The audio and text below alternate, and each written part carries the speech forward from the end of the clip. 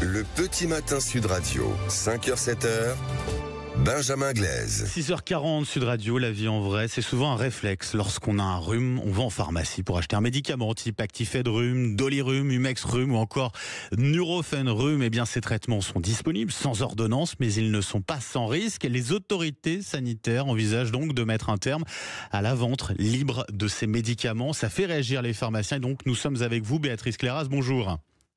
Bonjour. Et merci d'être avec nous ce matin sur Sud Radio. Vous êtes porte-parole de l'USPO, l'Union de syndicats de pharmaciens d'officine. Alors c'est l'agence de sécurité du médicament qui alerte, qui veut en finir avec la vente libre de ces traitements anti-rhume.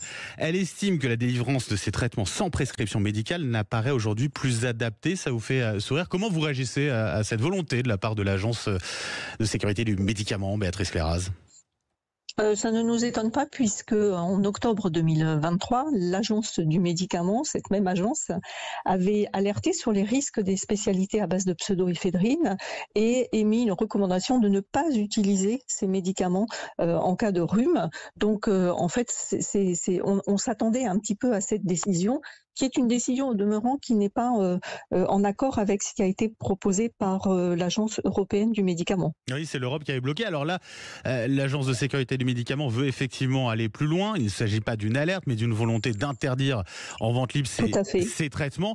Ce qui est mis en avant, c'est les risques, les effets secondaires trop importants. C'est par rapport aux bénéfices de ces traitements anti-rhume. Alors, on entend évidemment, mais à ce moment-là, peut-être faudrait-il les supprimer complètement. L'ordonnance n'est pas un blanc-seing. Ce n'est pas parce que vous avez une prescription médicale que vous ne risquez pas d'avoir cet effet secondaire. C'est pour ça que c'est un petit peu ambigu comme décision. Et puis, surtout, ça va réduire le champ des possibles pour les pharmaciens d'officine de prendre en charge la bobologie à l'officine, puisque depuis un certain nombre d'années, on réduit le nombre de médicaments qui sont disponibles en accès libre. Mais est-ce qu'ils sont vraiment utiles, ces traitements anti-rhume? Alors, écoutez, par expérience... De risque d'AVC, d'infarctus, c'est pas rien, c'est pas anodin, Béatrice Cléras. Est-ce qu'ils sont vraiment utiles? Je suis d'accord avec vous en termes d'intensité. En revanche, en termes de fréquence, ce sont des événements rares et qui peuvent arriver chez n'importe qui, effectivement, chez des patients qui n'ont pas forcément de facteurs de risque. Et ce n'est donc pas le fait de prescrire ces médicaments qui vont prémunir les gens de cet effet secondaire, puisque ça peut arriver à n'importe qui. Sont-ils utiles? Dans certains cas, oui, mais dans la plupart du temps, comme l'a rappelé la NSM, un rhume, ça se guérit avec d'autres techniques de lavage de nez, etc. Donc oui, ils peuvent être utiles dans certains cas. Est-ce que ça justifie de les mettre sur ordonnance? C'est une vraie question. Et donc c'est le rôle du pharmacien d'alerter effectivement sur ces risques d'effets secondaires. Oui.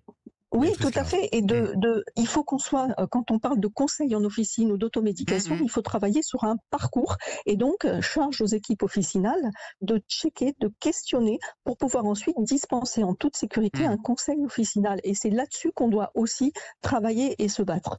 Béatrice Cléras, je me permets cette question aussi, elle est importante pour que ça soit très clair. Est-ce que pour les pharmaciens, il y a un enjeu financier sur cette question de la vente libre de ces traitements anti-rhume ?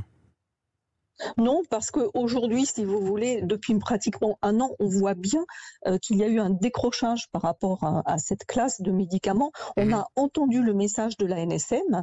Nous sommes des professionnels de santé. Quand nous donnons un conseil, nous devons, et c'est ce que nous faisons, questionner le patient pour pouvoir dispenser en toute sécurité. Et donc, on voit bien que sur cette classe de médicaments, le comportement a changé. Les consommateurs, les patients ont également entendu et on leur remet un document lorsqu'ils viennent et qu'ils veulent absolument ce médicament-là en officine. Nous devons leur remettre, leur expliquer et leur remettre un document écrit qui leur explique également les risques de ce médicament. Donc, vous voyez, le travail, on l'a déjà fait et il y a eu une nette décroissance des ventes de ces médicaments-là en officine depuis pratiquement plus d'un an.